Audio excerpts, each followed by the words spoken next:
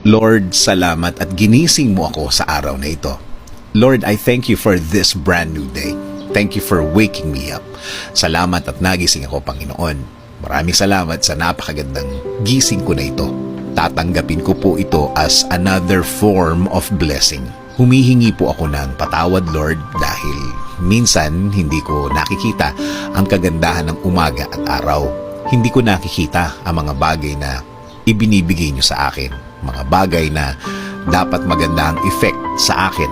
Since na sa problema ako nakatingin, hindi ko po ito lahat nakikita. Kaya ngayon, Lord, mas magkukonsentrate ako sa mga biyaya niyo sa akin. Mas ibubukas ko ang aking mga mata, ang aking puso, ang aking isip. Mas hahanapin ko ang kagandahan ng araw at kagandahan ng sitwasyon. Sa ganda ng mga bagay na inilalagay niyo sa aking buhay. In Jesus' name we pray.